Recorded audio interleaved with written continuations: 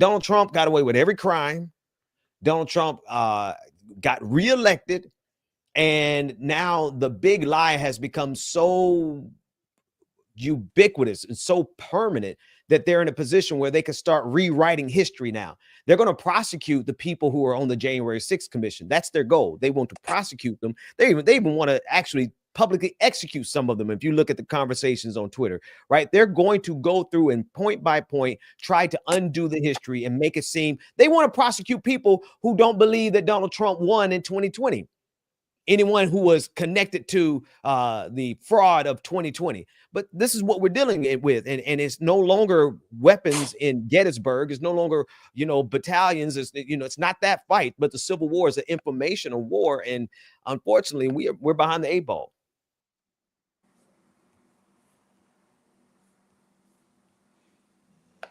Sorry, I was muted. I said silent, Ben, after you said that, because I don't think people understand. Because I think you are giving them a pass when you say we're behind the 8 ball. Because behind the 8 ball implies that we can swing a stick and catch up. We're behind the pool table. We're so far behind. We ain't even next on the list to jump on the court. You know what I'm saying? To mix up analogies. We're not even next to play the pool table. That's how far behind the 8 ball we are. And I think part of that is we've given too much power to the powers that be in DC. And when I say in DC, I'm talking about wherever the consultant class live. We've allowed these people to have too much power. We've not taken over talking about progressive. We've not taken over state parties or county chairs, which is an easy thing to do. Just take 15 progressives, and we could take over a lot of powers at the county level and determine, how we're going to run it. We can run the party just like they run it, except for progressives. We're not here we can make our county parties as progressive as we are. We can say we're not supporting candidates that don't support the whole agenda, Black equity, the idea that Black people need to be centered around some of these issues when we're talking about criminal justice reform, when we're talking about how we get closer to making people whole, when we talk about what DEI really means and who already benefited, i.e. white women and affirmative action. When we talk about these issues with a real progressive lens, then we're forced to say that, yeah, Bernie was important to our movement, but he wasn't nothing new, and he wasn't Jesse Jackson. I think you're right, Mondale. I think this is an issue of like for instance, right now we're dealing with a DNC chair conversation, right? It would be the perfect time for us to rebuild. You know what? I'm gonna stop saying us. I'm gonna say Democrats from now on, because I want to hedge myself. Here's the reason why I want to hedge myself, because if they get another corporatist DNC chair, staff, talking points, I don't want to have anything to do with that. If you repeat the same action and expect a different result, is the definition of insanity, right? And I'm sorry, as bad as the conservatives are, and as bad as Trump might be or is going to be, that doesn't have to take my sanity away whatsoever, right? At some point, we need to have a conversation about what's the other option. I hate to be like that, but if we can't get the Democratic Party to even budge to the left, I'm not even saying go all the way socialist. I'm saying just budge to the left. And if these same decisions keep being made, how do you expect to defeat a racist, unified, conservative Republican Party? I'm asking both of y'all that question. How do you expect, if we don't have if the Democrats don't have a structurally strong background, if Democrats don't have a structurally strong support system that actually brings good talking points, because here's what the Dems are doing right now, and I bring this up because I want to beat Republicans if I'm gonna be a Democrat, right? I want to beat Republicans if I'm going to be a Democrat. That means I need to have more voters coming to my side. But if it's like, well, we don't want to talk about that, and I agree with you, Mondale, that's why we need to have more progressives in local spaces. But some of this stuff also starts from the top. And if all of these delegates to the DNC decide to put another corporatist in, then I think that we need to figure out some other options. That's just my opinion. I think,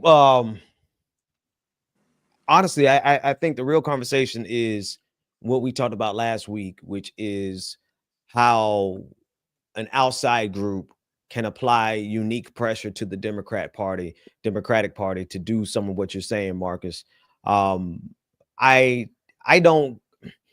I criticize the Democrats plenty.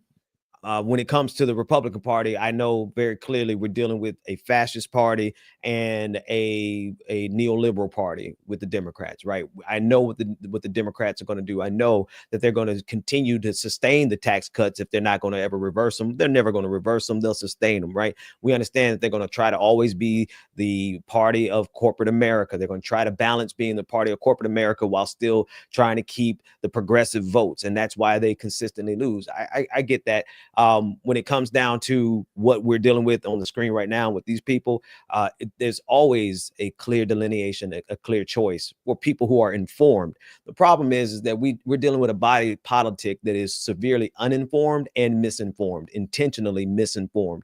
We're dealing with a period where MAGA media is so powerful, right? They have the ability to change the truth. They have the ability to change the truth and then turn it into law, into policy, right? We're dealing with a whole nother level of evil with MAGA. But the good thing is now it's done, right? We're here. It's not even an election anymore, right? We got 2 years before the midterms, and really 1 year. People need to get started working right now. What I'm saying is, though, I think the real question is, like, what are we going to do about it? And when I say we, I do mean the three of us.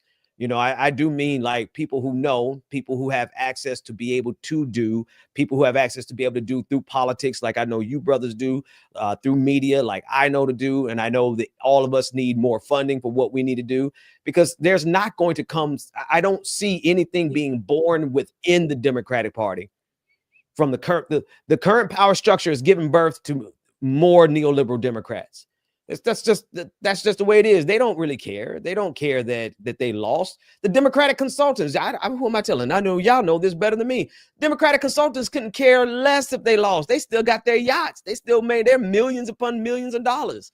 And so if there's not an outside entity that comes in and wrecks shop, I don't see that there will ever be a change, and we'll be stuck in the same exact situation, facing a new level of fascism in 2 years and in 4 years. You know what I find interesting, Ben, when you say that Democrats are the party of what did you say? Democrats are the party of capitalism. Was it capitalism? Oh, for sure. Well, neoliberalism and capitalism, right? Corporations. They want to be the party of corporations. Yeah, but they're not the party of corporations. Republicans are the party of corporations, right? Like I mean, on paper. I mean, and if you look at the history in all of our lives, me, you, Ben, and Marcus, all three of us, Democrats have done better for businesses than Republicans ever. Is that true? Absolutely. Yeah. And since in all of our lives, every president, Bill Clinton made this comment, and people thought it was a joke when he said it. But if you look at the net jobs from Republicans, it's less than 1 million with all of the presidents since the 60s to now. From Republicans, and Democrats have created way more jobs. And people think, well, that's good for people. Why are politicians creating jobs instead of policies that benefit people? So what you're saying is you created spaces for businesses to make more money, because we know that CEOs and those people in the C-suite are making monies, and people on the board and investors are making money, not the people who are doing the work. So yeah, man, it's really true. Yeah. Nah, it's most certainly. I've never thought of the Democratic Party, especially post 2016. Never once have I thought of them. Heck, I'm gonna be honest with you. When 2009, when Obama was sworn in, and instead, it was 2008. It was during the election when the Democrats bailed out the banks and not the people.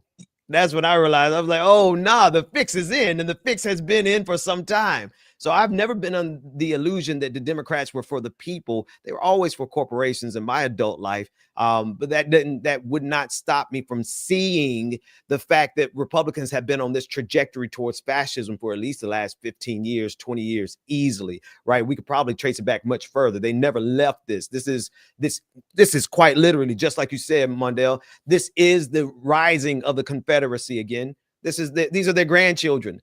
These are their great grandchildren. These are their blood and ideological descendants. Yeah, I mean, like I'm hoping, I don't know which one of you guys put that from Rachel. Hey, Rachel, that statement, I'm disgusted by how this kid is being used. This kid has a wonderful like love for politics. This young black man has a wonderful love for politics, and I think they're already taking it and manipulating it. But this, to me, is the tone deafness of what democratic politics are. Like, I'm talking about big D, not little D's. Pause.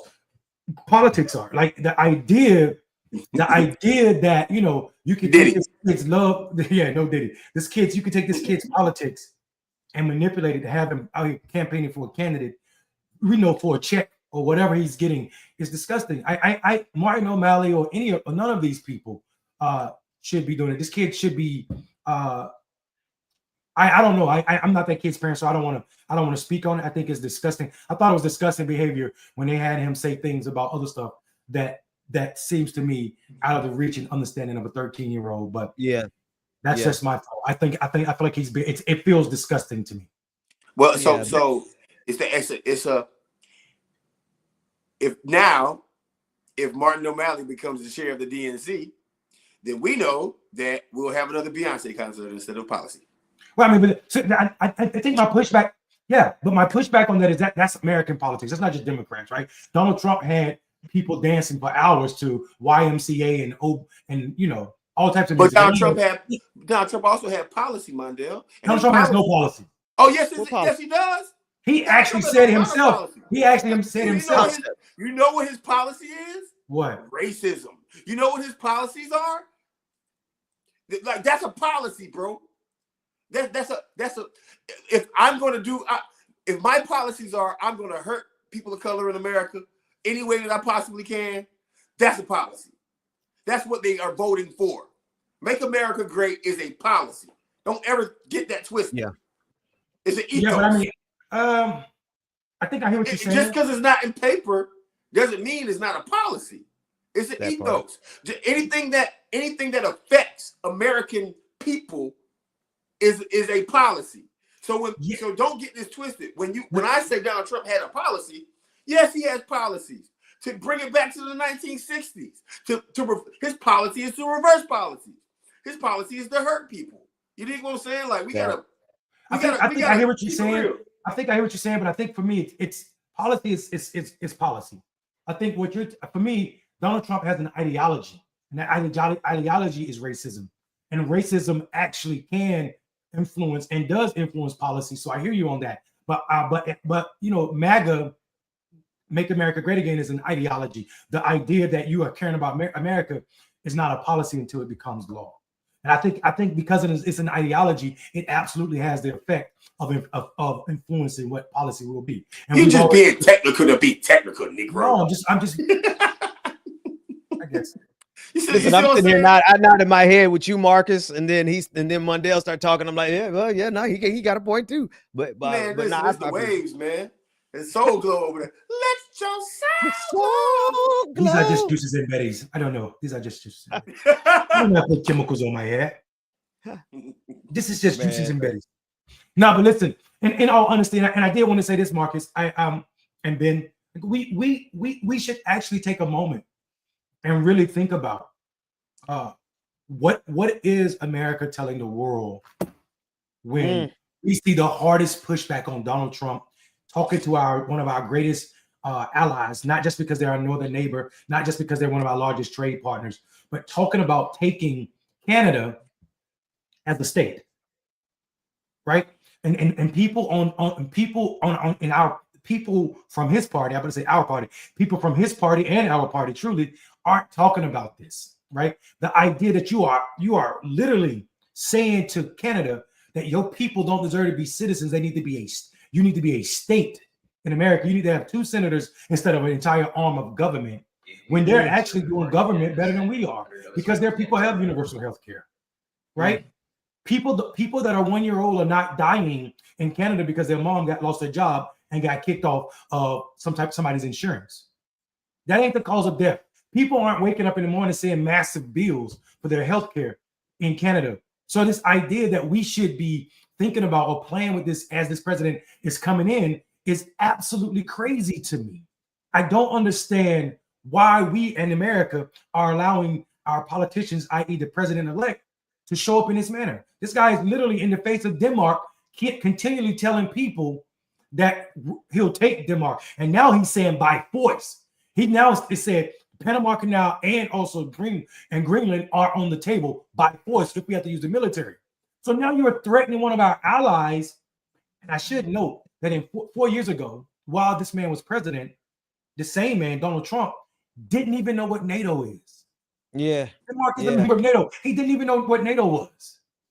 Yeah. And now he's out here saying all type of crazy stuff, not grounded in facts. NATO is taking advantage of America. And people are running with this. People who are as unlearned as he is are running with this, acting in their ecosystems, acting as if this is grounded in facts. When in actuality, there's no fact in this. There's no fact in America behaving this way, leading us to a safe space. Because the moment an American troop show up in Greenland for any reason other than a peace mission, we've just contacted an ally in a way that means we're at war with all of NATO. That's right. We're at war with all of Denmark's allies. That part, and they are required. They are required to go to war with us. They are required collective defense. And here's the thing, man. And I'm glad you phrased it just like you did. What are we saying to the global stage? And I have the clip here. We'll listen to it. We're saying that America is turning coat. America is trading sides, just like MAGA and Republicans have gone from being against Russia. I mean, let's not forget the entire Red Scare originally came from the root of the Republican Party. Like, they carried that out for the last 50 years. It's a huge part of the American identity to be opposed to Russia. And now they turn coat, and now they're absolutely 100% in bed and in lockstep with Russia. So just like the United States changed, the Republicans changed in that regard, Donald Trump is signaling to the international order that he is changing who are our enemies and who are our allies. And he's making it clear that, and on top of the fact that he's just trying to run some chaos. He's trying to run these chaos campaigns where he can throw everybody off, get everyone off their balance, got everyone looking at what he's going to be doing. I don't doubt him. I believe that he is as stupid as he talks, that he would try to put boots on the ground. He would try to take Canada. I believe that he would do it, but it's also a destabilizing effort that he's going to use to run all of the rest of the stuff that they want to do, to install all of Project 2025. Donald Trump is a master of creating chaos and then doing everything he wants to in private. I believe it's a sleight of hand. I do. I think it's a sleight of hand, just like you said, Ben. But also, if he's serious, you got to think about it. Russia goes into Ukraine, right? We go into Canada. Let's go ahead and get this World War III started, right? Like, let's go ahead and I guess make him a dictator. And he is showing signs of that fascism that Ben, you talk about so eloquently, right? This guy, if this guy is willing to threaten Europe, like just threaten, pretty much a peaceful place since World War II, right? We're in trouble. Let's run it though, Ben. I want to hear this. This is the conversation about Canada. Let's listen in. You would work under the assumption that you're serious about making Canada a 51st state of the United States. The leader of the Conservative Party in Canada said, under those circumstances, will never be the 51st state. Maybe he won't win, but maybe he will. I don't. You had suggested. Listen, I don't care what he says. Sir Lopez, you said you were considering military force to acquire Panama and Greenland. Are you also considering military force to annex and acquire Canada? No, economic force, because Canada and the United States, that would really be something. You get rid of that artificially drawn line, and you take a look at what that looks like. And it would also be much better for national security. Don't forget, we basically protect Canada. But here's the problem with Canada. So many friends up there. I love the Canadian people. They're great. But we're spending hundreds of billions a year to protect it. That's it. Something he said that was really interesting in there. I don't know if you guys caught it. When he said, if you look at that artificial line, talking about the border between the United States and Canada. I didn't know that Donald Trump was for open borders. I didn't know Watch Donald out. Trump didn't believe in boundaries, didn't believe in nation states. And I also didn't realize that he was okay with us ignoring that artificial line on the southern border. So to me, when I hear him say stuff like that, I'm like, that means all of our homeboys from Mexico, everybody from Venezuela and Guatemala, everybody come on over, because Donald Trump does not believe in artificial lines that are boundaries and borders, because now he wants to, of course, they don't mind the hypocrisy. They will destroy the boundary, the line, the border with Canada so that they can seize Canada, but then they'll enforce it like a Gestapo on the southern border to keep brown people from coming in.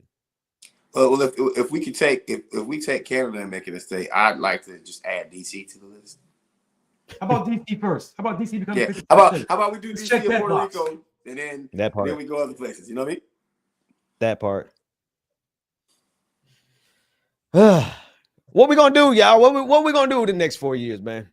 I can tell you what we're gonna do. We ain't even got started yet. It's just get started. I'm gonna tell you a connection between the conversation we're having and also a conversation that we must have over the next 4 years. I just put something in our private chat, guys, on Twitter. Ben, I don't know how fast you can get it from message on Twitter to the screen so I can call out people the way they need to be called out, because this is a problem. And I want people to understand how and why things go wrong fast. And I don't know if you can do that, but this is what money does. Yep. I don't know. Yeah. I just sent this to Ben. Listen, guys, I just sent this to Ben and Marcus. I don't know if y'all know anything about American politics, but this gentleman right here you're looking at is an absolute, this is the grift that is wrong with, this is why black men don't see themselves in the political party. This guy, win with black men, Khalil Thompson, and those guys are the problem with our party. This guy has never done anything as it pertains to organizing black men. He because of his connection, finds himself on the Biden campaign doing nothing except for patting the pockets of him, his friends, and organizations that he have ties to. He's a party insider, and now Georgetown Institute of Politics is giving this guy who failed epically. Black men under this guy, on this guy's watch, said F the Democratic Party at the presidential level at a higher rate than they did damn near anybody. That don't mean they voted for conservatives, but they sat out the election more than anybody. More than anybody. And Quentin Folks is now at the Georgetown Institute of Politics. The problem with this is Georgetown have some dealing with black people that they need to fix. But instead of spending that money on the people that they sold into slavery to save their institution, and if y'all don't know their history, I say you should spend some time seeing about these 20-so families that Georgetown sold down the river to Louisiana to one of the harshest farms during slavery. Take that money and send it to them. And those family members who are actually in lawsuit with these people, take that money and send it to that family instead of spending it on this person who don't speak for our community. But these shark skin suits, these Negroes in shark skin suits, continue to grip our movement, are doing one thing. These grifters of influence are actually treating black men as a piggy bank because they have black face and they just started growing beards. A few years ago, none of them bastards would have had a beard because they were scared it would have scared white people. But now it's okay because I don't know, I guess George Clooney grew a beard, so he can grow a beard. Yeah. So for me, I'm disgusted in this news, and Georgetown might think this is a flex, but this ain't a flex. This is a continued spit in the face of black men. To see us reject this man and his tactics that he supported in his stale-ass standard campaign that they ran over this past election cycle, ensuring the same people got more money, ensuring that black people that spoke out, black men specifically, weren't heard, raising the voice of the same people, has now earned a position at Georgetown Institute. Georgetown does this. Harvard does this. I can name plenty of people at Harvard. Kamala Harris. This is this Bama right here. You want to listen to him? Go ahead, play this 24-second clip, man. I hear that we had 107 days, and I know people don't like that time frame, that number, but to open up a Democratic primary, you would have had black women who were the strongest voting bloc for Kamala Harris be highly upset if it was not Kamala Harris. You would have had someone starting with zero infrastructure. I hear your concern, and I'm not saying that primaries are not important and open primaries are important. We had 107 days, and I know people don't like that time frame, that number. Let me tell you the problem with what I'm hearing. He just made it okay for Republicans to say, well, because white people are the #1 voters of Republicans, then they get to be racist. Because if not, it's going to make them upset. Primaries aren't necessary just because the person that might support a candidate the most might be upset because you primaried them. Primaries are important because they are part of democracy.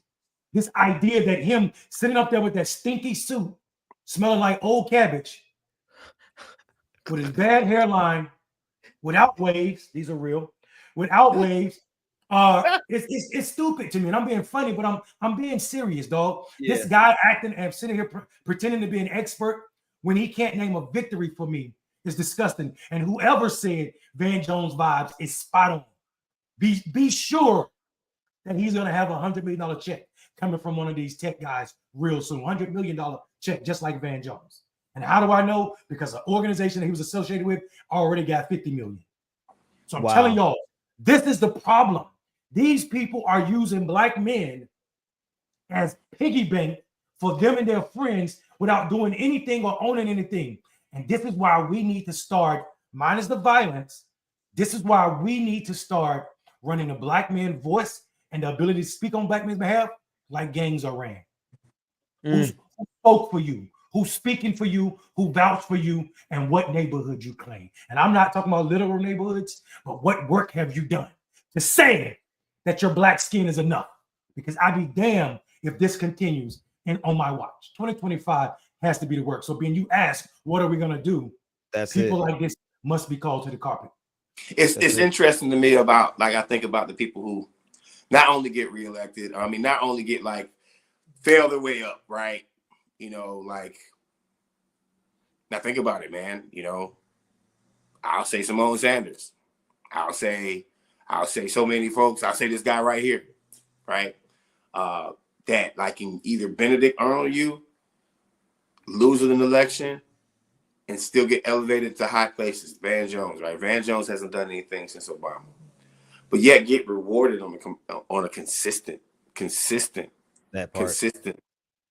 place. And then here's the thing: if my organization needed $100 million, you know what I mean, they would look at me and like question whether I won elections or not. They would look at me and be like, "Show me the numbers. How many doors did you knock on?" Like, I have to have all the evidence in the world. This guy right here has all the evidence in the world, and he's starting to get elevated just like Van Jones. So I mean, I don't want to hate though. Well done. Hey, listen, get your money. Nah, but, you don't like, get your money, but not get your money not at the expense of black men. Well, I don't care about anybody. Listen, I don't care about anybody getting paid. But we are not in a position right now. If we are not in a position right now to call out Jink and Anna and not these people. Quentin Folks falls in that category with this, and I think it's absolutely disgusting. And I just need to say that for my soul. You guys see that Symone Sanders is starting to come back, trying to come back to the left, right? I wish I could bring up that article. But recently, what I want to say to Sister Symone, because I do want to say something to Sister Symone. I've been quiet. I've been real quiet. And you know what? I'll be the first person from the Bernie campaign that worked with you to say this. We think you the leak. Yeah, we think you the leak, Symone. What do you mean by that? Oh, you remember everybody said somebody was giving the Hillary Clinton campaign all of the Bernie secrets. Oh. And at the end of the day, it makes sense now how nobody else from the Bernie campaign in 2016 got any job with the Hillary Clinton campaign. Nobody. But somehow she did. And then, you know, gets elevated and takes Donna Brazil's spot. And that's fine. And then gets a job in the White House. What other Bernie person do you know got? Bernie himself couldn't get a job in the White House. And he's a U.S. senator. The reason why I bring this up right now, because I love Sister Symone. Our politics don't match. Because see, my politics are and have been, I'm a progressive. You can't offer me a bag or a job and all of a sudden I'm not a progressive. You can't say you support raising the minimum wage and health care for all, representing a campaign, and then all of a sudden you're not. You go against your fundamental principles that you got elevated on Bernie's campaign to do. The reason why I brought this up right now is because I watched your show the other day. And now you want to be working class again? Now you want to start talking about working class issues now? Now you want, like, after you've been against us, and I'm going to give a shout out because Sabby Sabs, Sister Sabby Sabs, she brought this up. She brought this up in her show, but I want to bring it up today as a to say who, thank you. My For nearly bad. 2 Go years. ahead. Keep going, Doc. I want to bring it up for a reason because I work with you. By the way, you one of them people. I ain't never said this publicly, but you one of them people who blackballed me. You think I don't know? Or you probably already whoa, told time me. out. Hold on, man. I ain't done yet. Let me finish this. I don't get on black women. I don't diss black women. I don't even talk. Matter of fact, I done wish this woman well 1,000,005 times. But my thing in life, if you're gonna go on the other side, stay on the other side. Don't bring your ass back. If you're gonna be a neoliberal, stay there. Stay there. Woo. Just because you see the talking points in the swing of motion, now you want to be about working class families? You ain't say a damn word about working class families for the past 4 years. You've been elevating yourself, and guess what? I have no problem with you getting the bag. Get the bag. Go get that money. But stay over there. Stay over there. Don't come back over here. Stay over there. Because when we were trying to push progressive issues, you out here making articles about Bernie. The dude who brought you on. I'm sorry. And now that election didn't go the way that it was supposed to go for Democrats, now you're talking about working class families and working people. Get the Go ahead, Mondale. I had to say what I had to say. No, I was just saying I want to talk about this blackballing. I didn't even know that. I completely in my mind had divorced that either you knew each other, because I forgot about the connection through the Bernie campaign, because the Bernie side of the aisle, I didn't even put Symone over there. You know what I'm saying? I had moved her to the establishment side. I don't know anything about your relationship, but whoa is all I'm gonna say. Whoa. No, man, it's wrong. It's wrong. To me, it's fundamentally wrong. You sold Bernie down the river. I'm talking about she has not been a voice for progressives on that level since and you know what? There's facts behind it. I don't have to say nothing. I want the evidence to be true. Bernie Sanders press secretary. That means that you were at the top of communications for Bernie Sanders, the most progressive presidential candidate that we've had in the past 20 years. And then all of a sudden, you go to the other side, and then you don't even push them to be more progressive. Just 3 months before you worked for the Biden thing, you didn't say a word, man. You didn't say, well, you know what? I was Bernie Sanders press secretary. I'm pushing Biden to the left so we can integrate a couple of these policies that Bernie Sanders had. Because you know them all. And I bring it up for a reason, man. I bring it up for a reason. And I don't even have any shame anymore. Jeff Weaver. Listen, Jeff Weaver, burning yourself, right? Like, y'all had y'all black. And Symone, when I'm pushing for reparations, let me tell you something. When I'm pushing for reparations on this campaign, when I was pushing for it, I got word back that Symone was like, he's too far left. So now that these years have gone by, right? I watched, I got quiet. And I actually was proud of Symone for a second because she stuck to her guns. Moderate neoliberal policies. If you're going to leave us, you're going to be a neoliberal, be a neoliberal. Be a neoliberal. But don't come back. Don't come back when you see the writings on the wall that these neoliberal policies ain't working. Stay your ass over there. Stay over there. Man said what he said. Man Ben? said what he said. I listen, I don't have a whole lot to say about it because you know this is I do remember though. You saw how fast I was able to pull up the clips. I remember I didn't know that she was one of those individuals that gave you hell on the campaign. I do remember that campaign. I do remember the dysfunction. She didn't defend me. She didn't defend me. Mm. She didn't. See, my thing is this right here. And the funny part about it is I defend people who I work with. I do. Especially if you're a black person. If you're a black woman.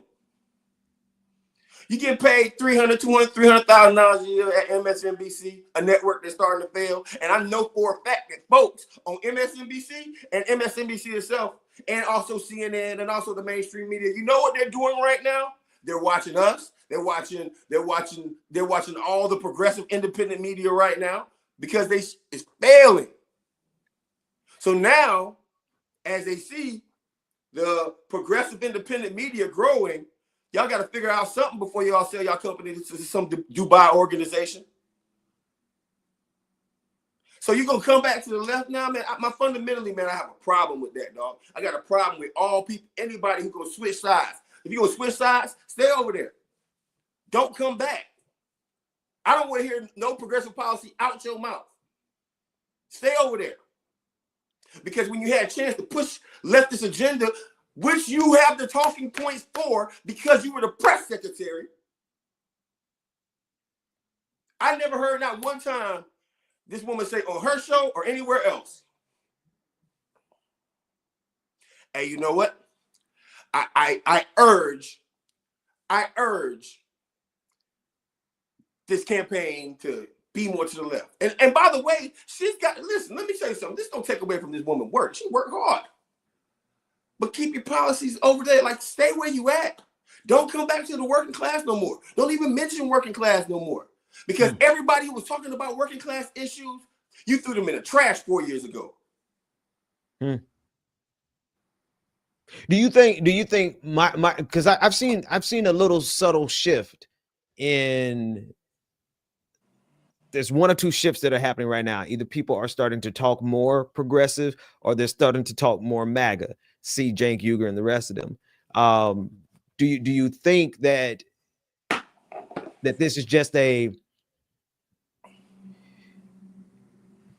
do you think that they are coming to the realization? I already kind of know the answer to it, but I want to know your opinion on. Do you think that they're coming to the realization that their policies don't work, or do you think that they're like that? This is like a default position that they go to in between to just kind of give people the feeling, like because during in between 2016 and 2020, before Kamala became vice president. When she was running for president early on, she supported Medicare for all, like real early on, before like anybody else had even announced. And so there's this period where all the neoliberals start talking a little bit progressive. You think it's just that? You think it's just reparations, cyclical? Everything, right? You even have people talking about hey, listen, it's cyclical. Here's exactly what it is. If you think about Vice President Harris, if you think about Symone, if you think about all these people, you can say whatever you want to till you get real close to the bag. Whether it's the bag of being the vice president, whether it's the bag of being the nominee, whether it's the bag of getting your own show on MSNBC. Your values, people's values, integrity, we don't got many Mondales around here. We don't have many folks that look at their integrity and say, man, you know what? I don't care what them people do. I got to stick with my integrity. We don't.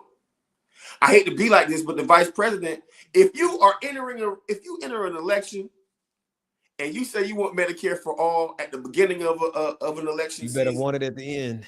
Why you? No, matter of fact, how come I didn't hear it when you were the vice president? You can't even play the game until you get elected. So to me, what happens is corporate America, the money folks and the establishment folks, when they see that there's a window to get what they need, if you think Biden was going to pick Vice President Harris, please catch the accent, Biden. Biden. I caught that. Biden. It's stuck out. It's stuck out. Hold on, let me finish it. If you think Biden is going to get a Vice President Harris, Mondale, if you think Biden, Marcus, if you think, Marcus, you know what I heard? You know what I heard when you said that? What? Message. Message. Message. If you think he was gonna pick Vice President Harris to be the vice president if she was pushing Medicare for all the whole election, he wasn't gonna get her. Right? Back to what I'm saying about getting close to this bag. We got so many people who are willing to throw away their principles and values just to get near the bag. Yeah. Just to get near the bag. And don't even really get it. They don't even really get it though. That's the funny thing. Cause like, don't get me wrong. Somebody dropped me $300,000-$400,000 a year to do a show. That would be quite lovely. But on MSNBC, that's not really a lot of money. That's like the bottom. I'm sure she got to be making more than that, right? Nah, Symone probably making $300-$400 a year, man. But hold on, I don't know, because if Joy-Ann Reid just had to take a pay cut, then she probably did too, because Joy-Ann Reid's like one of the main anchors, right? Man. So, right. I mean, MSNBC is bleeding money right now. And listen, don't get me wrong, $500K a year is nice for any average person. Like, my goodness, that'd be a blessing. But I don't know. You know, I don't know if the numbers are that big. I don't know if the numbers are that big anymore. I mean, Rachel Maddow took a $5 million pay cut to stay on. Well, she was these numbers ain't that big anymore, man. She was making $25 million at the time. She was making 30. And again, here's my thing. I'm not counting your pockets. But once you do something as big as leaving Medicare for all and never mentioning it again, once you do something as big as I'm Bernie Sanders' press secretary for his first run, and then you never mention another progressive policy again? It's a lot of people doing that for the bag, man. And it's a lot of black folks. And it's unfortunate. You got to think about it this way, though. It's also a very unfortunate reality. There's a lot of poor black folks out there who do just about anything. And I'm not saying Symone. Matter of fact, let me take her down so nobody think I'm talking about I ain't calling the sister poor or nothing like that. But just people will do anything to get close to money. And most of the time, they don't even actually ever get the bag. They end up getting played. Like, historically, it has always been the case historically that when black folks sell out black folks for money, they end up getting got too. At the end of the day, they end up getting got too. Like, who is, you still got Clarence Thomas. Clarence Thomas is still in need of a billionaire sugar daddy because he still ain't actually gotten the bag himself, right? He's and we also know, Ben, what you're saying is powerful. Think about it, because if you consider it, ain't no liberals, ain't no progressives hanging around with these people to be able to leak this information. So somebody conservative told on Clarence Thomas. So go ahead, brother. I didn't mean to interrupt, but that's what I'm saying. You will only get, no, that was perfect, because you're going to only get so far before white supremacy just betrays you just because you black. And it's the thing. I've been talking to some pretty cool brothers, and I want to invite them on the show and bring them on some attorneys. Everybody sees it, man. Everybody sees the amount of selling out that is happening right now in the black community. And a lot of times, the saddest part about it is some of these fellas are selling us out just for a few handful of clicks. Like, they get one viral video, you get a million views on something, you might take home a good, I don't know, 10 bands, maybe 15 bands, depending on how good or how long the video is. They get that one video and that's it. They are sold for MAGA for the rest of their lives. They look at that and they say, I will serve Donald Trump for the rest of my life. And they will never get back to another million views, though, right? They'll get to 100,000 views. And then after a while, they just go down. They would have sold themselves, their souls, their community, their values, their integrity out. No, this is, don't you?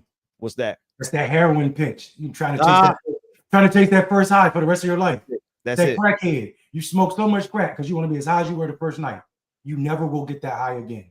And I think Stewart said how much is your soul, how much is your conscience cost. That's And I right. think That's for right. some of these people, that place is low. So Marcus, I'm sorry you went through that. Didn't know about all that. That's Yes, crazy. you did. Yes, you did, Mondale. We talked about it. I ain't know about Symone. I definitely know what happened on that campaign. Yeah, I talked to you about the campaign quite in depth. Yeah. You never dropped that on Symone. Like Yeah, I definitely knew about I knew Oh what no, happened. it's just. I mean, it's just. Here's the thing. It's just protect. Okay, you know what? Protect There you black go. women, right? Yeah. Check this out. Protect black women, right? Okay. Where was protect Marcus? All I did was ask Bernie to talk about reparations. All I did was out ask. the door. Yeah, all I did was ask, hey, could we talk to more black people? All I did was ask, could we go to more churches in South Carolina? Right? Like, if I'm going to be, if somebody says, hey, you know what? We just going to put somebody on ice. Why? What the dude do? You got white consultants you disagreed with. How come when somebody disagrees with you about your black work, you want to put them on ice? Right? So, and there was no protection from, yeah, Wodie's right there, sleeping. If you listen closely, you can hear him snoring. Come on now. Come on, sleep like you. Yeah, he's knocked out right there. So, I mean, so my thing is this right here. Like at the end of the day, I'm not worried about it. I moved on, like a bad relationship. I moved on from all that. But what I will say is, like, stay over there. Just stay over there. Don't come back. Don't be progressive. I think is there a there to stay? Well, yeah, there's always going to be a Democratic establishment, so there's really no need for and hold on. Now, if it's legit, right? If it's you know what, we need to push working class values, and I really feel like that, and it's not some consultant driven. Let's start a working class pact, and then put all the neoliberals in it, and then say we're working class and do the same exact thing. That's the kind of crap that they do. It ain't real work. Amanda, you know this.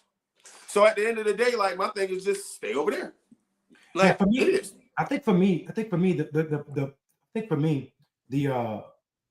what blows me is the Democratic Party gets to say to them that they are the party of the working class because Republicans are so, bought by billionaires, and we see it in our face. While this is the sinister nature of Republican politics. They can make Democrats, they can tie Democrats to George Soros as if George Soros is something evil because he's a billionaire. But then Elon Musk can make decisions. Vivek Ramaswamy can make decisions, and all of the other people that own them too can make decisions for like policy decisions. Like they were going to shut down the government. Some of the richest men in the world were going to shut down the government to prove a point. And that's what Republicans do. So Democrats can be the party of the working class and then still get blamed for not being a part of the working class. Here's my problem. I don't give 3 F's about the working class.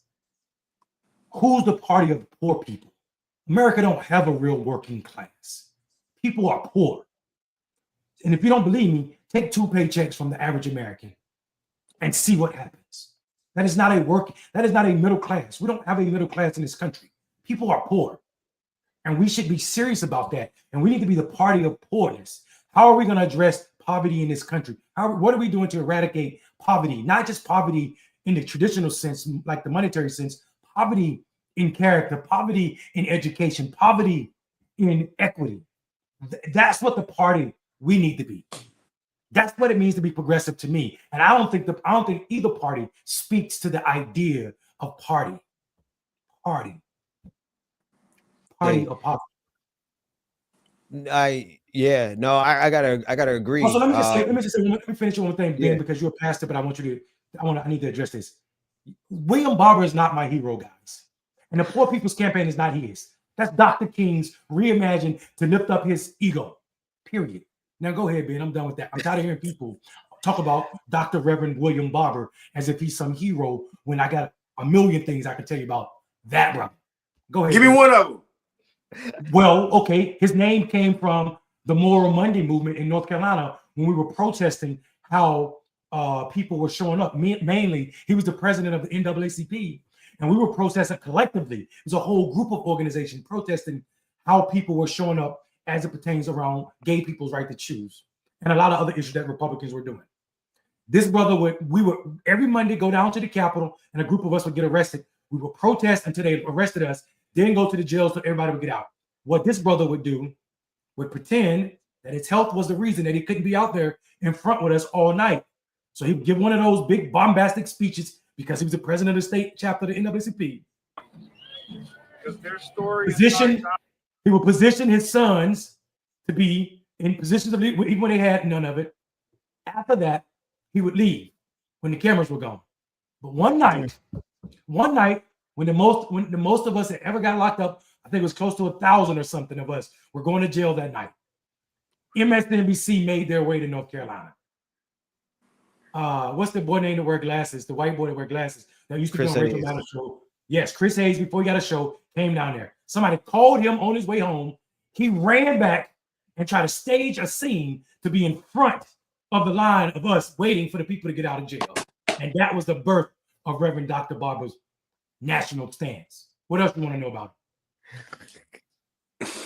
I don't want to know no more about it. I don't want to know no more. I don't got no I don't want to know no more about it. Oh, okay, because I don't got cut cards. I just keep it a buck.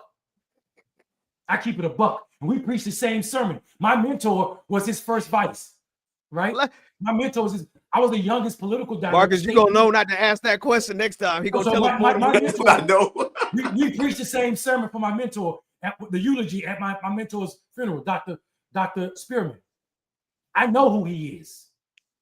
And he don't like me that much, and that ain't no bad. A lot of people don't like me that much. It's probably healthy for people not to like me that much. But what you can't do is keep throwing up his name every time we talk about poor people, because that's Dr. King's movement, and Dr. King was committed to it. Committed. Dang. Somebody in the audience said finally somebody call him out. Did somebody else know about? I don't know nothing but good things about the brother. I know, because white people choose the Negroes that they're gonna put in front of us, and we get hoodwinked because the brother can't preach. Let me get it straight now. The brother is an orator. Listen, the boy's an orator, but so is Satan. And I'm not saying he's Satan.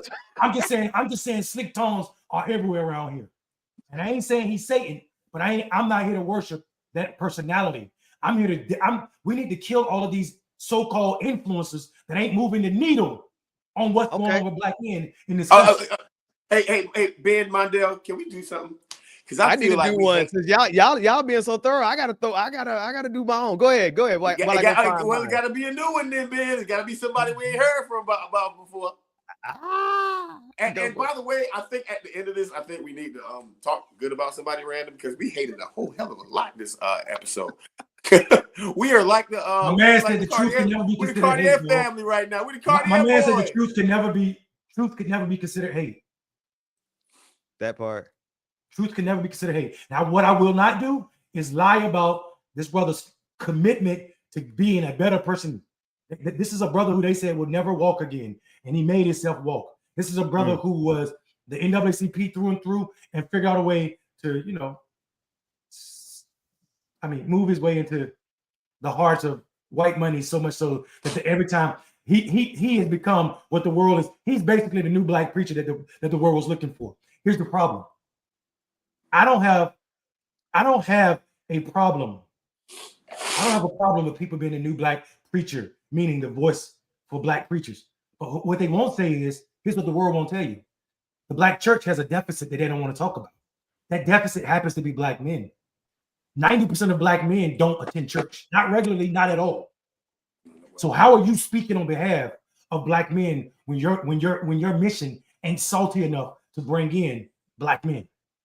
When your ministry ain't doing that work to reach these brothers, when the gospel is supposed to be the balm, BALM, for the least amongst us. When you ain't doing that work, I'm confused about who you are and where you stand. That's all I'm saying. No, that's the truth about the black church, man. That's the truth, that you do not have black men in the black church. Very rare that you see a congregation with even 10% black men. It's overwhelming black women, which is crazy because of the way black women are treated in the black church. There's a whole lot to be. If I'm gonna call out anybody, I'd call out the black church. As much as I'm a black preacher, I would have to call out the black church. But I'm gonna do a little bit better than that for y'all. Since y'all were so thorough tonight and honest with who you all called out, I'll give you one. Oh, That's you got a real relationship with him. Oh no, I got an NDA with him, so it's gonna be. I got legal matters with him, but I'll say it like this. Right now, today, we are at a deficit in this country with Black media. And what the North Star was supposed to be was Black media. And you can read the details about it. But one thing is certain that happens with the Black community is that Black faces, you know, varying degrees of melanin count, obviously. Here we're talking about Black skin. They will put a Black person in a position to siphon off all of the resources. I mean, we've seen that with movement after movement after movement. We've seen that with figurehead after figurehead after figurehead. We've seen this with Black media now. It's probably about all I can say without attorneys getting involved. But if you want to know why we don't have a holistic Black media company, it's on your screen right now. If you want to know why so many resources have been poured into the Black community that were never seen by the Black community, they were poured, it wasn't poured into the Black community, it was poured into figureheads. It was poured into people who have been selected by the most powerful white folks on the face of the planet in this nation, and all of the resources. They dropped millions of dollars towards Black causes. I don't know how much of it ever got down to Black causes, though. Get that bag and move to Aruba. Huh. Oh, hey fellas, y'all want to wind this thing up, man? Do we have anybody good to talk about tonight? I mean, listen. I think. Listen, I honestly believe that we should be honest about it. I think I'm going to do something I wasn't going to do. We just launched a new effort, guys, and it was so fitting. Talcum White. Oh, we're going back to the names again. How do you? That's Sister Tracy is from London, England. They know. She know about Talcum White. Talcum X. It's supposed to be Talcum X.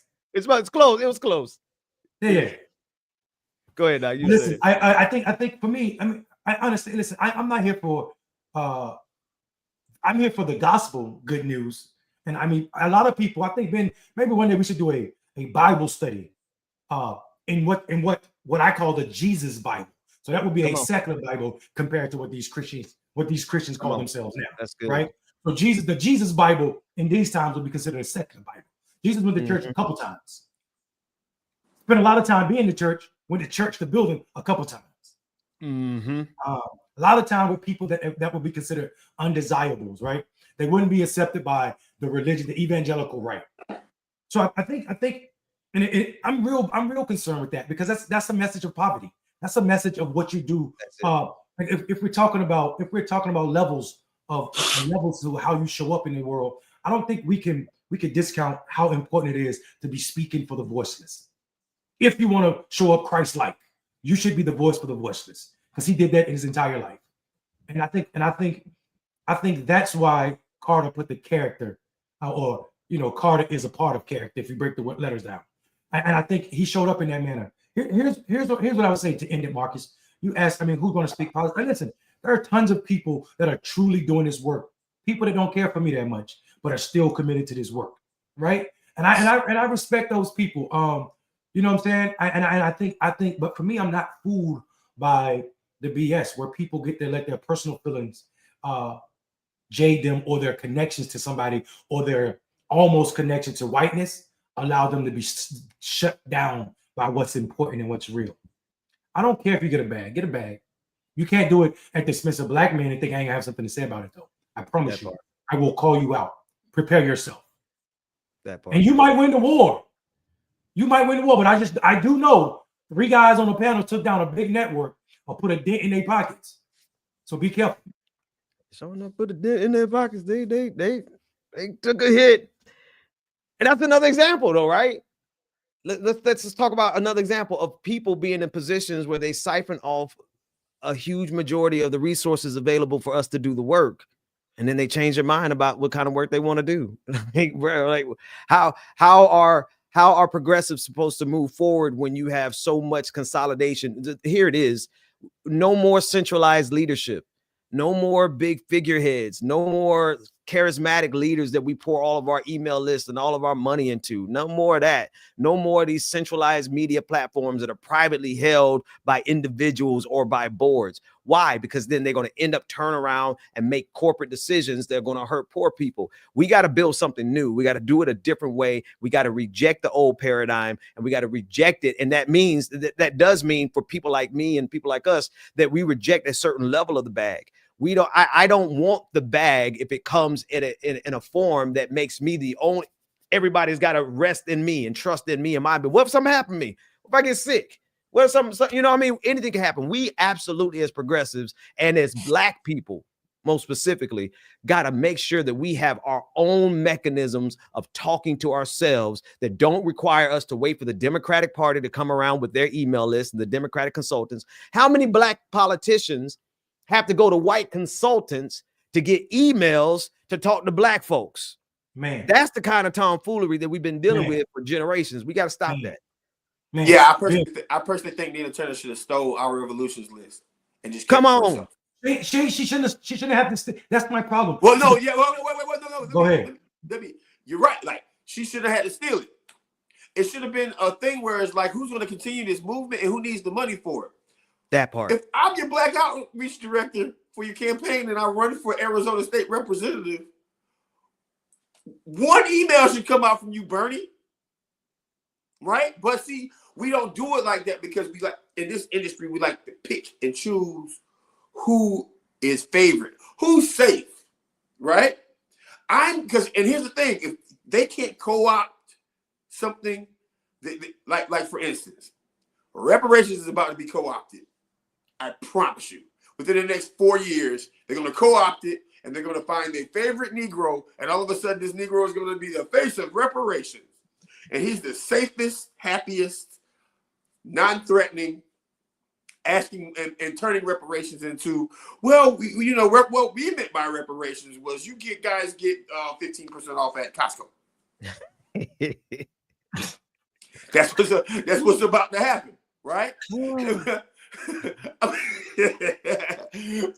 So what I'm saying to you is, like, organic progressives, Black people who actually speak about Black issues, because what I realize is that when we speak about issues in our community and we speak about it in a real way, our pain and what white folks have done to us has been so horrible that they get offended.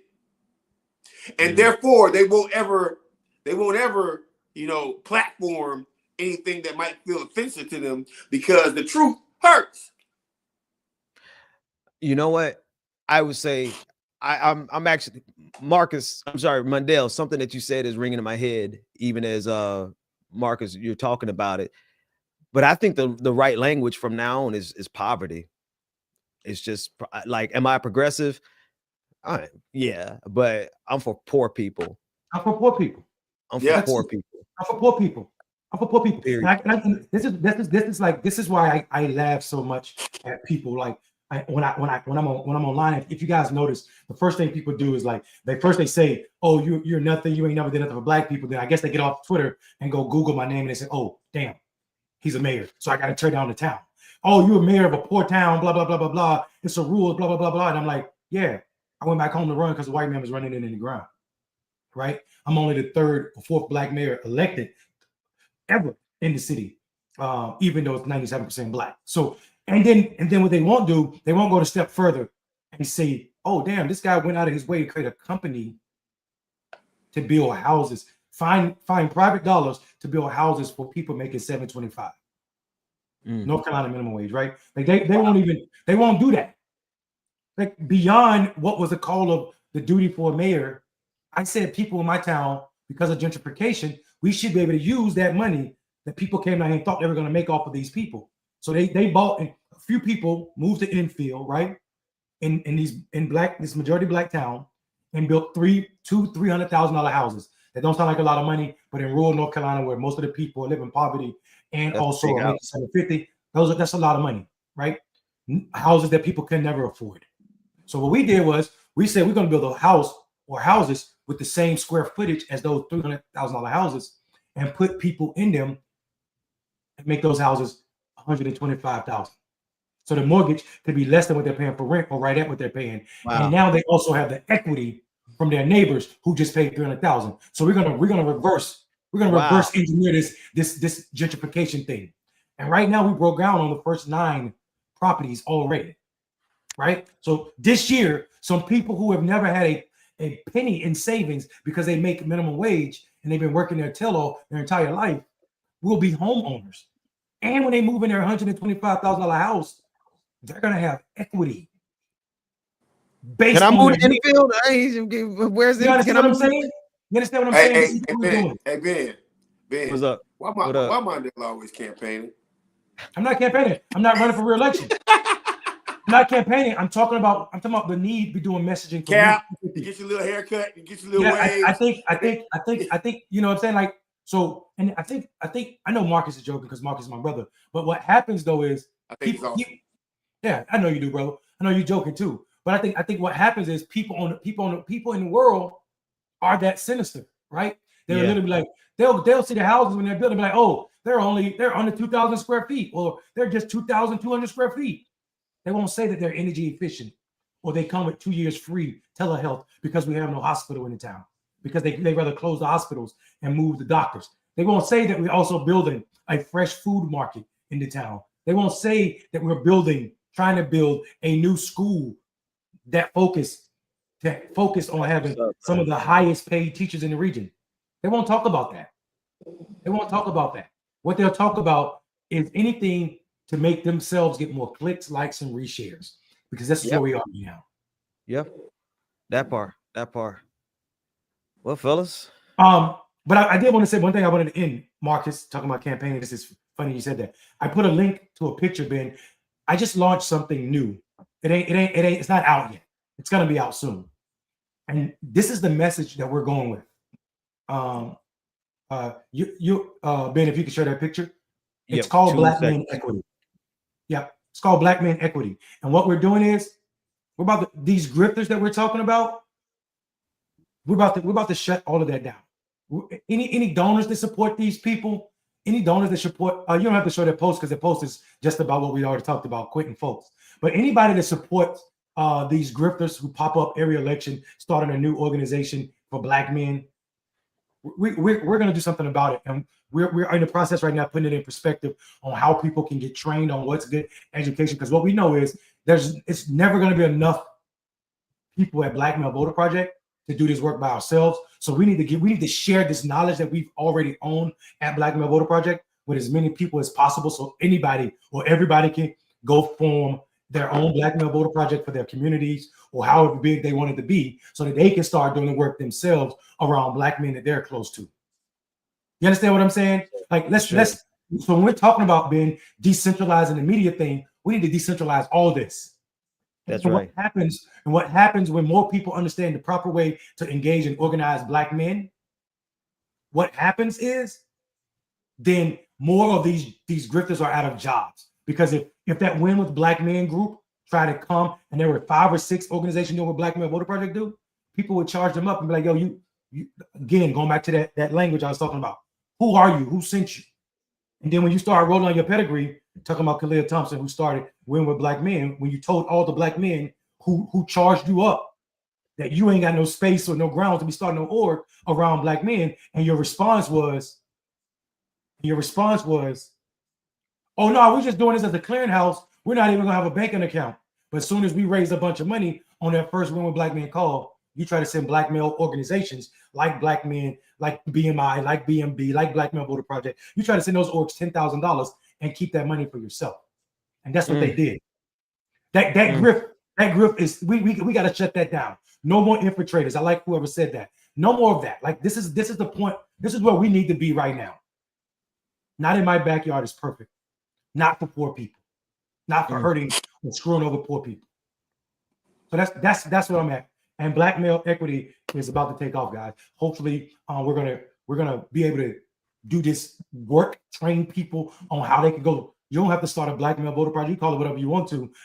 Our tactics, though, are to engage Black men in a way that's not transactional, nor is it extracted from community, and also big up people. That's what we're working to do, because it's always going to be too much work for Black Men Voter Project to do it by themselves. Stay on the lookout. Most certainly, man. A lot of love for what you're doing right here in the chat room, man. Everybody's saying they love it. A lot of respect and support for what you're doing, man. Not only in infield, but also with the Black Male Voter Project and Black Male Equity. So go to blackmaleequity.com and sign up, guys. Stay tuned. It's about to happen. And share it. Share with a lot of people. The website, because we just launched it, is extremely wordy, but it's wordy so people can understand what's going on. We're going to be doing trainings. It's going to be like, it's going to be experimental learning and also like case studies, case study heavies. What we're going to do is we're going to take all of these groups that pop in on election years and show how negative and horrible they are. That's the website right there. Yep. It's going to show how negative they are on the environment that is Black men.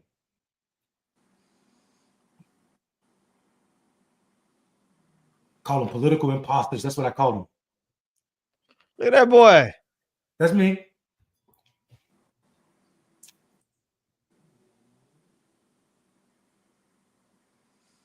I'm loving it, Doc. I'm loving it. Bro. I'm loving it. Well, gentlemen. Close it out, Marcus. Ben, one of Yo, I'm good. Y'all close it out.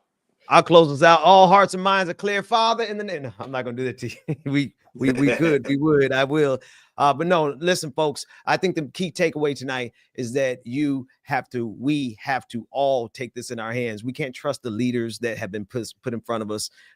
It's not that we don't have trust for someone else to lead. It's that we have years of examples of the people being put in front of us, taking advantage of that leadership, taking advantage of hoarding those resources. There's no hoarding resources in a progressive movement.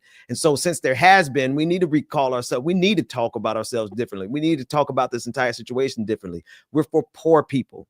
We are for poor people, and that's who didn't vote. If you, there are millions upon millions. If you want to build a winning coalition, do something for poor people. That's all you got to do. But for years in this country, we have refused not only to do something positive for poor people, but we've refused to stop hurting poor people. We do want to go, but I'm thinking about Gavin Newsom over there in California doing a publicity stunt of going into homeless encampments and tearing them down personally himself.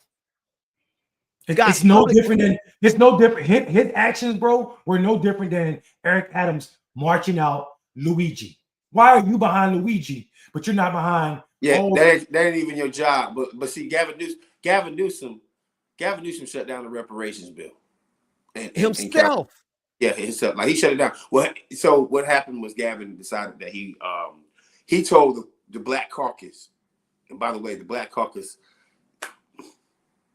in California. I don't know what's the reason of caucusing and you're Black and you don't support reparations. Like, don't call yourself the Black Caucus. Call yourself the People of Color Caucus that's not concerned for Black folks' issues. Because just don't call yourself that. Because so Gavin Newsom. The California Black Caucus kept it off his desk because Gavin Newsom was concerned that statewide numbers would drop for him if he supported a reparations bill. Correct me if I'm wrong. It passed and he vetoed it. Hold on, it passed. It passed. He didn't veto it. He told Mia, I forgot her last name. He told her, to the chair of the Black Caucus, I don't want to see this at my desk. And they vetoed it. Here's my thing. I'm going to tell you right now. See, listen, because I don't want nobody to be like, oh, well, how come you don't support him? I'm tell you right now, if Gavin Newsom is your nominee, 2028, y'all got a problem. You got a problem. I'm telling you that right now. That ain't a problem. So be like, how come you won't support Kamala? How come you won't support so-and-so? No, I'm telling you right now, I don't care what y'all talking about and who the opponent is. If Gavin Newsom is the nominee, I'm not supporting him. ABG over here too. ABG over here too. Anybody but Gavin. Let me also say something to you. And this is not to take away from the argument, Marcus, that you're making, because I know we need to end the show. I hear my wife yawning. It is to say though that reparations owed to Black Americans is so big and this came from this is not an original thought from me. This is from the person who is the leading thinker on reparations. Darty, Professor Dr. Darty at Duke University. Yeah. That brother said reparations is so big of a thing that it is no state, not even California, could afford to pay black people what it's owed. So I think for me, I think we should only be talking reparations at the federal level, because the federal government is the only entity that can print enough money to pay us what we're owed. And anything else would be a sidetrack to what we need to get done. I don't want state reparations. I want federal reparations, and I want it for real. And I want it in all aspects that we're owed. That is monies. That is also lands. That is also et cetera, et cetera, et cetera. We need all those things. And we're talking about reparations for, and I think people get this mixed up. Reparations for American descendants of slavery is what we are owed. And then the black people in general are owed for all the other things that America has done and is doing to us. But that is something different than reparations. That is continued white supremacy. Reparations is owed to descendants of American slavery. And I support that 100%. Without all the nasty, and I'm not saying ADOS has this, but I do see it in the FBA, all that nasty anti-black immigrant information. Yeah. ADOS skirt along the edges of I love a lot of the people over there in ADOS. I ain't gonna lie. Like I have a hard time getting at them, because I actually have a genuine love for some of the key organizers there. But they be right there on that line with that anti-black immigrant stuff. But then you got Tariq Nasheed, who's come in and just takes it to a whole nother level. And those are the people. It's funny, they talk about reparations, but they know very clearly that black folks ain't gonna get nothing in this country unless we're unified with all black people. If black people aren't unified across the diaspora, then we will get nothing, and we will die out one group at a time while Tariq Nasheed is driving his Bentley. I don't want anybody to talk about reparations unless they know civics. and I keep saying that across the board. If you don't know civics and you don't know the basics of civics, don't talk to me about passing reparations, man. If you don't know how many votes it takes to actually get a bill passed in DC, don't talk, because it's like, I'm gonna hate everybody. These people be like, I hate everybody. Oh, why are you talking to that white man? Because you know what? If I don't get that representative from Wyoming to pass that, to be okay with that reparations bill, it's not getting passed. That's right, that part. Like you're not gonna purify. And I'm a dead press fan. I'm a dead press fan, right? North Carolina, shout out North Carolina. They M1's from Tallahassee. I'm a dead press fan. Look, you ain't down for running up on them crackers in them city halls, right? Unless you really down to run up on them and take something, which you ain't gonna do it. And what did Outkast say? Nigga, they made them guess. They got some stuff that'll blow out our backs from where they stay at. Right? So what I'm saying is, pause. That part. Yeah, boy, y'all gonna keep me in trouble on this channel. But that's an Outkast lyric. Right? And what I'm saying is, people who talk about reparations across the board, they need to understand that you gotta have lobbyists. You got there's not gonna be a moral. There's not going to be a single moral Republican thought process. None. What's wrong with y'all? You're my voice in the background, though. No, we childish. That's all, bro. You supposed to blow out our backs. I mean, whoa, buddy. Hey, somebody in the chat room went even further. We're not supposed to be doing this. This is not good for. This is y'all making me. We just got. Let me finish my point. All right, look, people who are talking about reparations. At the end of the day, you got to understand that you need lobbyists, you need campaigns, you need money, right? You need money to push it, and also you need allies. So the problem is that if a white guy in Tennessee doesn't want to support reparations, and he's the vote that we need to get reparations, we ain't getting reparations. So it's that simple. And you know what? I'm tired of everybody who has different theories about reparations and how you get it to be like, oh, he a sellout. Oh, he a coon. Oh, no, you don't know nothing about me. right? And to be honest with you, like ain't nobody showing up to my doorstep because I'm a show improvement kind of cat. I will dox myself. I'll dox myself. Do not do that. I have. I'm promising you. I'm telling you right now. I have already. It's just you're a mayor. I'm not an elected official. I'm a goon out No, here. Show up, Marcus. That's not a good idea. show up. No. Don't Show do that. up. So, but listen. Here's what I'm I saying. want it. No, let me tell you the magic in what you're want it. saying. Hold on, okay. Let me tell you the magic in what you're saying though, because it's real. Let me hold on. Let me tell you, Citizen Morgan. I get what you're saying, but Ben, put that back up. Let me before I talked about Marcus and what he just said. Let me tell you my problem with the reparations for. Okay, let me shut up because I just see poor workers class. I just saw workers class at first, and I'm sorry. I agree with the poor workers class because that matters.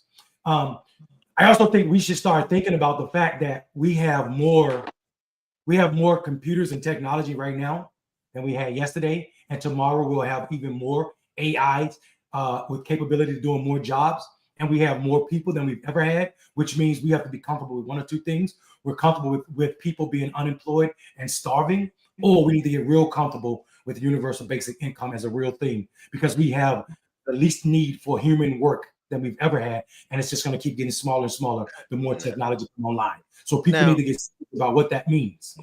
Now, Brother Mundell, we already know which route they're choosing. Right? We're already on that trajectory. They don't care if we literally die. Why do you think they're putting Robert Kennedy Jr. over the Health and Human Services? Right. So that our water can become tainted and we start dying, so that our air can become tainted and we start dying off. They don't care about mass graves. They don't care about our population dropping off. Elon Musk talks about he cares about the fertility rate. He only wants new babies to be born to replace all the people they're really getting ready to watch die. Look what they did with COVID-19 when we should have started universal basic income for businesses and for people for about a 3-month period. That's all we needed was a good 3 months for everybody to sit still and take a universal basic income. What did they choose to do? Let 1.5 million people die and then stop counting. They stopped counting at 1.5 million. So I hear what you're saying. You're absolutely right. But I think they've already made that choice. And I think we, as the people, we got to figure out how we're going to take care of ourselves, because the powerful that are in both parties, they've made it clear they would rather watch us die than to send us a check. Yeah, and what I was going to say, Marcus, about what you said, because that was what you just said was about what people forget. Coalition building is extremely important, and I think people forget that in that context when you're talking about passing policy to benefit folk.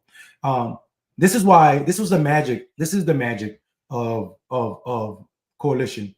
When you have different ideologies, or I shouldn't say ideologies, when you have people that are fighting for different things, like the environmentalists, reparation, people fighting for reparation, people fighting for LGBTQI rights. What you should have, though, and this is what people don't do, Black people should never have to speak up for reparations. It should always be queer people, LGBTQI people, and also environmentalists on the line for Black people.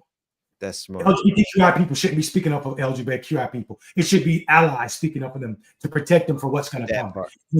I think that builds a Venn diagram that's unbreakable, and I think that is missing. That is missing in our collective movement. So that's what I wanted to say. Thank y'all so much. I love being a part of y'all. We're calling it. I'm already missing next Tuesday, y'all. You know what's next Tuesday? We're back on the show. Come on, man. Oh, are you saying you missing it? I'm like, I thought you got an event or something you had to do. Nah, I heard it wrong. I'm tired too. That's my brain saying it's time to go to bed. Gentlemen, it's always a pleasure. Everybody in the audience. Disrespect calling a gentleman. I ain't no gentleman. I'm a whole ass. Peace out, man. I feel like there's a pause that belongs there somewhere, but I'm gonna keep. All right, y'all. We'll see y'all next time. Put up some squirrels in the chat room, some acorns as we get out of here. We'll see y'all next Tuesday. Trap squad, trap squad, trap squad, trap squad, trap squad, trap squad, trap squad, trap squad, trap squad, trap squad, trap squad, trap squad, trap squad, trap squad, trap squad, trap squad. Hey, click Betty political. Yeah, thirst trap, trap squad, squirrel squad. Our mission is critical to speak the truth to the masses. We here for the fight. We ain't started, but we here to finish it. Sick and tired of seeing the privilege. Take advantage of the weak and the innocent. So we let a voice be heard. Every single weeknight, unapologetic. Black people, despite this white supremacist system that we live through on a daily, we still throwing up those acorns cause we represent clickbait. Trap squad, trap squad, trap squad. Let me hear ya. Trap squad, trap squad. Throw those squirrels up if you with it. Trap squad, trap squad. Yeah, I see you, yeah, I see you. Trap squad, trap squad. Trap squad, thirst trap. Trap squad, trap squad. Trap squad. Let me hear ya. Trap squad, trap squad. Throw those squirrels up if you with it.